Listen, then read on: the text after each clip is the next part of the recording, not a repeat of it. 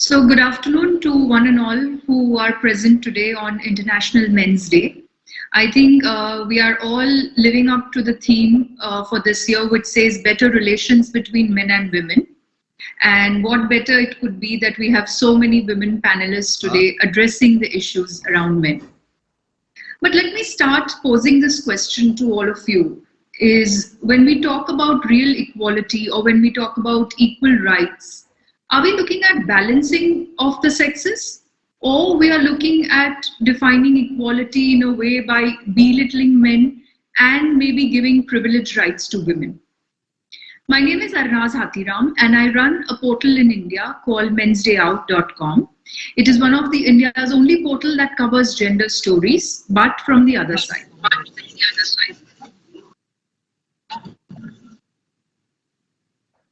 Is there an issue? No, ma'am. You're audible. You can carry on. Sure. So let me start by saying that, whenever people ask me what work do I do, and when I tell them that I run a blog for men, 99% of the times they reconfirm whether they heard men instead of women.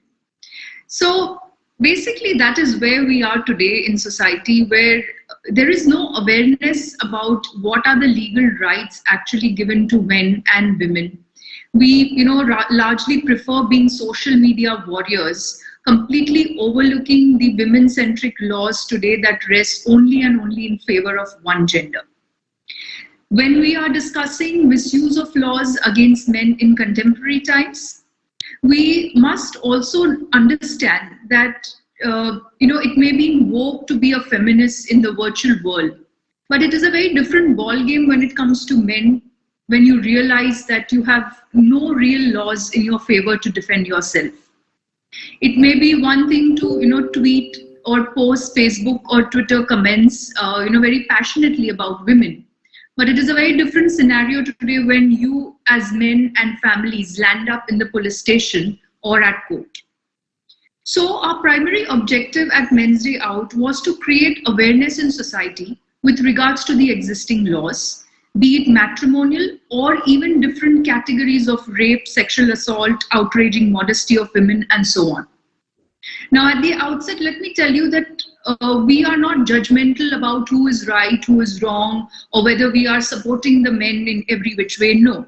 But we are saying that when today the entire media is giving a platform only to the women, when they are actually declaring women as the sole victims and men as culprits even before a court conviction, we are just giving men a platform to present their side of the story. With the number of minutes allotted to me, let me just give you a few scenarios today that will perhaps mold each one of us in a way to question the other side the next time we read any gender-based comments on social media. Now, a lot of panelists have already touched upon it, but let me just give you some overview about the rape laws that are existing in India as of now. Rape is a very heinous crime, and it is a crime which not just scars a victim physically, but also mentally and emotionally for life. This is one of the main reasons why all of us, including me, would be more sympathetic towards victims and believe them in whatever they are saying without questioning the other side. None of us are going to dare to question, what if the men were right, or what if there's a different side of story to it? No, we are not going to do that. However, I think it is also important for us to kind of go through the court orders and judgments that are coming out while giving bail to such men or acquitting these men, since the allegations turn out to be false. Many of these acquittals, one may argue that, it is, we have such less convictions in India when it comes to rape. Let me tell you, it is not due to lack of evidence, but also many of times the women or the alleged victim actually confessing that they filed a false case.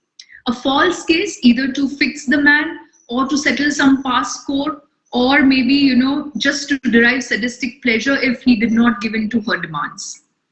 Delhi High Court has recently come down very heavily on such false cases. And if I would quote Justice Subramaniam Prasad in his recent judgment, he said, since litigations are instituted by unscrupulous litigants in the hope of the other party will capitulate to their demands out of fear or shame. Unless wrongdoers are made to face the consequences of their actions, it will be difficult to prevent such frivolous actions.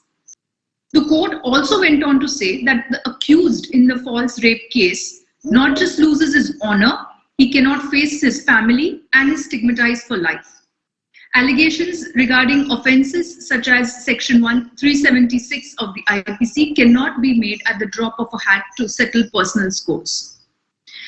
Now, I have published several legal articles and orders, where women have actually filed cases of rape, sexual assault due to personal issues. It could be that they did not receive promotion at work, or it could be cooking up a false rape story because they reported late to work. Some of them have been linked to family disputes arising out of property litigations.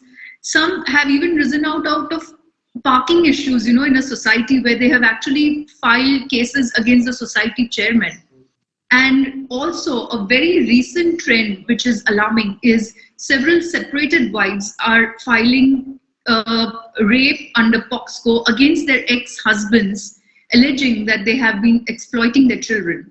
This is solely done to keep them away from the shared custody or the shared parenting policy. The Madras High Court, in fact, in August 2019, had also remarked very, heavily on this, where Justice N. Anand Venkatesh, he said that the case had shocked the conscience of the court. He said these instances, where intentions of the court were drawn to similar instance where false complaints were given if the husband had committed an offense under POXCO Act against his daughter, it would inform to this court that such cheap tactics were adopted in the family court cases just to arm twist the husband and make him fall in line. These are actual court judgments pointing out towards the gross misuse of gender bias laws today in society. Speaking about matrimonial laws, and particularly when it comes to laws under the Hindu Marriage Act 1955, it's very nice for everybody to keep saying, oh, women don't have rights, women are still oppressed. But do we really know what are the kind of laws that we have in society today? Do we even know how men and their families actually have no recourse unless they go through years and decades of trial, and after the case being proven false, all they get is a mere acquittal? In fact, in 2005, Supreme Court in Sushil Kumar Sharma versus Union of India had category called the misuse of Section 498A as legal terrorism. In recent times, if you see Justice Jayashree Thakur of Punjab and Haryana High Court, she had quoted, "It has become a common practice to misuse the Section 498A as a weapon rather than shield by disgruntled wives. The simplest way to harass is to get all the relatives of the husband roped and under this provision, no matter even if they are bedridden grandparents of the husband or relatives who have been living abroad for decades." Bombay High Court too had made similar comments, where they said nowadays it has become a tendency to make vague and omnibus allegations against every member of the family of the husband, implicating them under Section 498A. Now, even with the amendments which came in 2014 in the Arnesh Kumar versus State of Bihar, where directions were given to the police, when it comes to arrest of husbands and their families within this domain, things and situations on ground still remain very much in favor of women, and men, or rather the husbands and their families, are still threatened with legal and criminal cases if they do not give in to the demands of women and their families. Now, what is the result of all these gender bias laws? It's nice to discuss and debate around these things, but look at the current NCRB suicide report which has come out. What does it say? It says 108,000 men have died by suicide in India. What are the number of women? It's only 45,000. Of course, I'm not saying that, look at it, it's turned out to be false.